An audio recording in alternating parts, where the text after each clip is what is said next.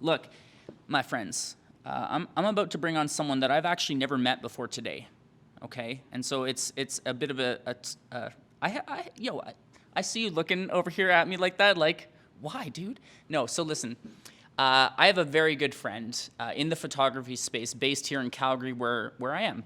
And I asked her to speak at this event, and I said, I need a speaker. And so she wasn't able to make it. She couldn't make it. But I said, who do you recommend? Like, and I said to her, you don't know this, Christy, but I said, I don't want people who suck. And she said, I know just the person, okay? And that's who we've got today. So I'm going to bring on Christy, and we're only meeting for the first time today, but Christy specializes really in a couple different facets. She's been in the photography game for a long time, is it 11 years? 11 years. She not only does basically couples and connections and weddings and these really beautiful intimate images, but she also does some boudoir stuff. Am I right? Yeah, some of that sexy stuff. Okay, yeah. And she's very, very talented, because I said to my friend, I don't want someone who sucks, and I had to go through your portfolio. I had to check you out. So I've had an opportunity to do that. So Christy, can I bring you on? I'd love for you to come in. Look, she's all blushing now. This is perfect. I'm going to bring Christy on. She's got more than a decade of experience in the photography world. She has a lot of knowledge about running a business and being successful at it. So if I could bring you in, that'd be great. Please. Everyone, welcome Christy to the stage. Christy, I'd love for you to grab a seat with me. Yes. You don't bite, right? I do. Great. I'm hardcore like that.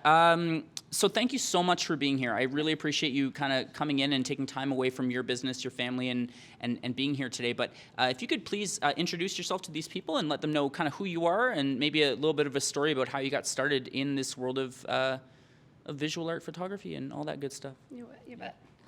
So I'm Christy Swanberg. I'm from Louisiana originally. I came up here to Canada for work. I was working in oil and gas, and I never in a million years thought I would be a photographer. It was not at all on my radar. I picked up a camera in university while I was getting my sociology and criminal justice degrees, and my professor pulled me aside and said, "You have like an eye." So he critiqued my 35 mil Pentax little camera that I had, and away I went and did it as a hobby. And where I come from, again, Louisiana, Hope Floats is the movie, where you do not do what you love, you do what makes money. Because if you do what you love, you'll twist it and turn it into something that is no longer recognizable, and you no longer love it. So that fear, and the combination of my mother telling me as a child that I was not creative, I believed her, and therefore I picked other things to do in life. But when I was here for my work, and the last 7 hours of my trip here, I met this really cute Canadian with blue eyes. We're all cute, okay? You kind of are. Man, we are good looking. Am I right, though, guys? Yes, you are. Yeah, right? Canadians in the house. So you had this connection, and he was the coolest guy, and I thought, I met a cool Canadian friend, and that turned out to be a lot more. So fast forward, and I'm still working in oil and gas, and I asked for a transfer, come here. And I get laid off in a country that I can't work. And I have a daughter from my previous marriage. Her dad had passed away, so it was just me and her. And we lived in this country, and we were going to get married and all the things. And I couldn't work. So he handed me a bottle of wine, not a glass, a bottle of wine. And he kept passing it, and we could just keep refilling the glass or keep filling the glass. And I'm like, are you trying to get me drunk here? And he was like, no, I want you to make a decision. If you could do anything on the planet, anything, what would you do? And I immediately thought of photography, I guess because I was drunk, because I wasn't thinking about the Hope Floats and you can't do what you love. And I was like, I want to be I don't want to be a mom with the camera, because I knew a lot of photographers who were moms who took mom and tots and that kind of stuff. And Louisiana, I'm like, I want to put my big girl panties on, I'm going to rock the world, and I'm going to change it, and I'm going to do it my way. And that's exactly what I did. So for a solid year, I did everything for $150. Sorry, for $100? $150, no matter what it was, I shot it. It got me to do everything without people knowing I was here. I didn't make a splash in international, hi, I'm here, I'm a photographer. Yeah. It was, you want me to photograph it, I'll do it. And I quickly learned within months what I hated, what I liked, what I needed to work on, where I sucked. And I probably needed a better website. I needed logos. I needed branding. And I just like literally just kind of kept doing that. And then when I realized, okay, if I can do that for 150, can I get 300? And then I just kept pushing, what can I get? And then by doing that, I started to cold call photographers in our industry, and I decided I got bullied into doing a wedding, and I was like, fuck, I hate weddings, because it's so important, and like if you screw that up, you fucked up your career, right? Yeah. So I just kind of like, okay, I'll try it. Please don't kill me. And I showed up, and within 15 minutes, I was like, it was like a drug. Like, I have to shoot weddings. I need to be around this energy. I need to be telling their story. I'm obsessed with it. Wow. And then another one was boudoir, and I had a girl who was like, please shoot my boudoir. And I was like, I don't know how to shoot boudoir. Like, what if, like, I have a nip slip? Or, like, what if something, like, I don't, like, I was too much, and I was terrified. And she's like, no, just do it. And I was like, hey, $150. And she paid me $300. And then I did it at my house. And she cried before she was leaving. She started sobbing. And I was like, fuck, I've just messed up her life. Like, I've ruined her. She's going to have the worst personal images. Like, she's going to think horrible. And she hugged me and she cried. She's like, I've never felt more beautiful in my entire life. And you did that. And how do you not? Like, I'm a sap. I mean, hello. Ooh, I'm getting goosebumps right? just hearing that. I was a sap. And so I said, that's what I want to do. I want to be in a room with people that make them question their existence, their life, and what their meaning is and their purpose is. And I want to capture that, and they can have it forever. So they can remember how they felt in that moment. And so that's how I started to shift. So then comes in with your photography career as year 1 to 3, you literally are naked in the street and you're vulnerable, and everybody that tells you anything, you literally take everything that they say as truth, because you don't know your own truth yet. You're insecure. And you don't know shit about the business side, because you like something, you want to do something, doesn't mean you know how to run a business. And I have a sociology and criminal degree. I don't have a business degree. But I worked for a Fortune 500 company and dealing with $36 million a year, bonuses and things, and running crews. So I understood business in that way. And I started to apply it to my business and my husband had this defining moment where he was a little pissed off because camera gear's like $35,000 when you want to get to where I want it to be. And didn't make money. I just kept reinvesting into the business. So I didn't get paid for like 5 years of my business. And I didn't get paid money. Everything was covered. My husband did everything else. That was a luxury. Not everybody has that, that buffer, right? Yeah. And so I'm being honest. I'm not trying to make this like look pretty. I'm just being real. Yeah. But then year 3 to 5, something changed. He said, is this a hobby or is this a career? Because your big girl panties are on, but you're not bringing home the bacon. And I was like, you sexist asshole. I was so fucking mad. Had a baby during that period. I was at home raising children and making a business, and you telling me I'm not making no damn money? So my feelings were hurt. And then I was like, hold up, swole up. He's right. Is this a career or a hobby?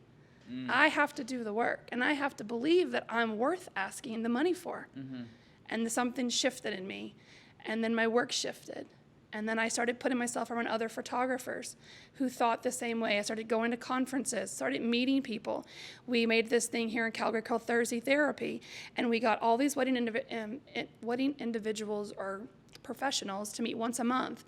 And we made this networking.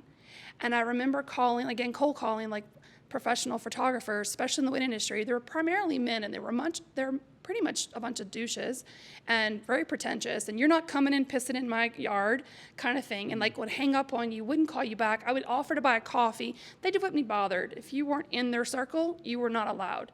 And I was a young girl who was very eager to try, and shut. So after about 30 no's, I was like, I'm done. I'm going to make my own system. Let's figure this out. And that's when the Thursday Therapy started to come in, and I started inviting people, and they were like, oh, what is this? They had their FOMO got the best of them.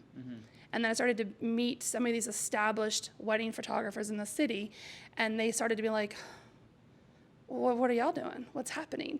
And this whole new group of wedding photographers in our industry rose up. There was wedding planners, there was stationery, there was event companies, there was venues, and we all started to cross-promote because we knew none of us had anything to start. Sure. But I could do the photos. That person could do this. And we started doing styled shoots. And at that time, magazines are the only ones that got to do styled shoots. Yeah. Right? And so we changed the system. And then it kept changing, and it kept changing. Until now that magazines that are out there, they don't necessarily pay for the shoots. They just want the shoots that are done because now I'm published everywhere. So I've created my own SEO. I've created my own paths. I've made me relevant without the people's controls. And now those magazines are gone. Those bridal shows are dissipating. And all the traditional meads are changing, and I'm just keep evolving, and I'm still relevant. While some of those people are no longer even photographers. They stayed in the same spot too long. Okay, I'm gonna need this back. Okay. I mean, okay, so first of all, you have an amazing story, and I didn't actually hear her accent until she said that she was from the South. That being said, okay, so I put Christy's Instagram in the chat. So for everyone who's listening in, everyone who's hanging out with me in the Zoom room, go hit Christy up on Instagram. Love to get you guys connected, but there were so many things that we could pull from that. Am I right, guys? Like, weren't there just a bunch of like awesome things? Like the one piece that you said was you had to make a decision. Right? Is it a career or is it a hobby? And I think this is a big question that a lot of people are going to have to face. I was checking into the chat here. We got some hustlers, okay? We got some noobs, right? And I think there's going to have to be a point for all of you, really, to look at what you're doing and look at your art form and say, you know what, is this actually going to be my career? Or is this just something I do for fun and for the love of it, right? There was another really great thing that you said. I love that decision. I mean, that in and of itself is so powerful. I didn't like how it came out. No, it came out great. It was great. Like you my guys. husband was a little harsh.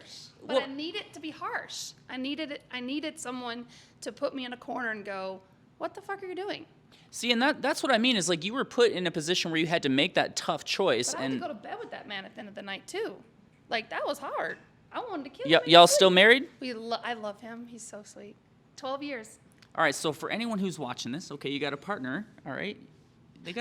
They might have to be hard on you, but the fact is, like, I mean, she's still in photography, she's still married, it worked out, it was fine. And so I want to pull a couple things out of here because I need to sort of expand off of this. So you mentioned about making that decision. Obviously, it really started to kind of move things forward, but you also mentioned about creating your own economy, and you didn't say it in those words, but you mentioned about, you know, being rejected.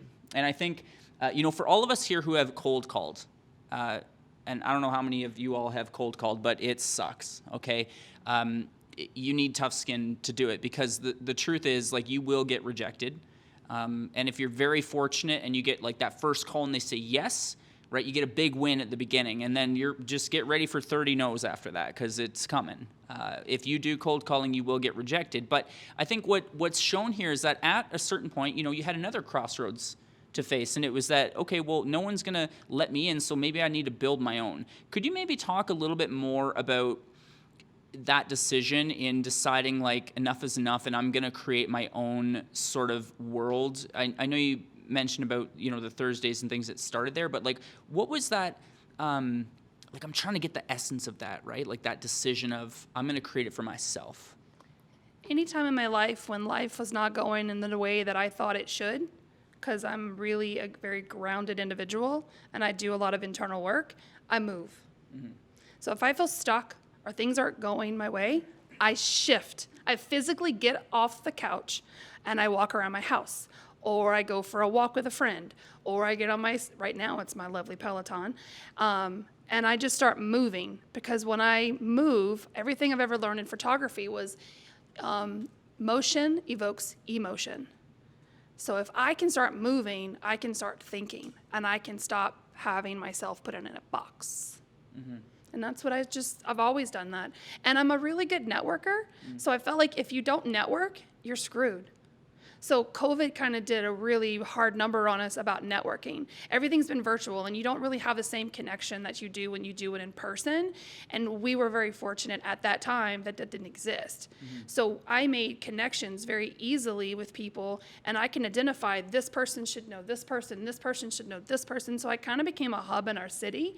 So now not everybody only knew me, but they knew who to ask for it. Sure. So I was a go-between a lot of times, and that just helped build my network up more and more and more and more. So now it's businesses. So to be busy now through COVID, which is one of the hardest things to do, I'm busier now than I was a year ago, because every client that I ever had in the past 10 years, and 11 years now, it's like, has hired me for a family session. All of these businesses that were like, oh shit, we don't have enough content online. Because I was like, yeah, you've been telling you that for years. Where's your lifestyle shit?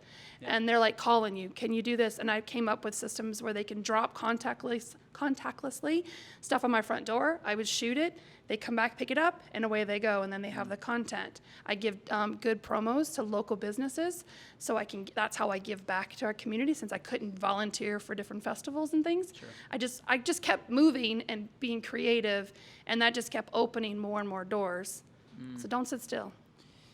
You know, and I want to emphasize this for everybody that's here. I put it in the chat. It's, you know, when you're not getting what you want, you move, is what you said. And I think that's such a great metaphor for life and for creativity. The fact remains for all of us in any creative endeavor, whether it's photography or video or art or music or whatever it might be, if you stay still, you'll stagnate. Right? And then what happens to that creative juice, right? You're not in motion, you're not moving forward, you're not growing, you're not adapting or evolving at all. And what's now happened is with that motion, it's really created an entire ecosystem that supports you. Yeah. And you get to support others at the same time. So there's just a ton of value in that. Man, are you guys getting value from this? Right? Like, let me know in the chat, right? Like, yeah, like that's what's up. All my speakers in the background are like checking it out, because this is a great conversation, and I not that everyone else wasn't great as well. You guys were awesome, they were. Right? And I just would love for everyone in the chat who's listening right now, maybe just pick one nugget from any of the last speakers that you've just listened to. Just let us know, what's the one big takeaway that you've had so far. I'm about to bring Simon on the stage here in just a couple minutes, but I do have another follow-up question. So so far we've talked about kind of your origin story and how you've really stayed in motion. Yes. For the vast majority of the years that you've been working. Can you talk about, I guess, with where you're in so many different industries, right? You're in the wedding industry, obviously connected to tons of people there. You had some pretty moving times with people in the boudoir space. Yep. Can you talk about your evolution as an artist and as a business person as a result? I know you've kind of gone through a few different sort of stages of what you do. Can you talk about how that's helped your business and how that translates? Yes. So my father-in-law, God love him, but he is definitely not a creative. Remember him telling me that you should do everything. And then I was like, huh? That don't make no damn sense, because you should be good at something and do that. You can't be a jack of all trades. So I started to really narrow into portraits for myself, and in the regards that I wanted it to feel editorial, probably, but more real and relatable. And so I started to do anything that had to do with portraits. That meant that if it was a corporate event, I probably don't want to shoot it. And if I do, you'll never see it, right? And so I really hollowed in on I remember I said I wasn't a family photographer for a few years because I had a bad situation with one family. They were fighting, and the kid was going to throw a rock at my camera lens, and they were having their meltdown. And I was like, I could photograph this two ways. One, realistically, and they're fighting and probably going to get a divorce, and that's sad. Or I could photograph me whipping this kid's ass because he's about to try to break my camera, and that ain't happening on my watch. So it was a weird moment, and I was like, I no longer shoot family photos for 2 years. If I didn't like you and I couldn't have a beer with you, I did not shoot your family photos. If you were not referred by someone of those people that could have a drink, I didn't shoot your family photos.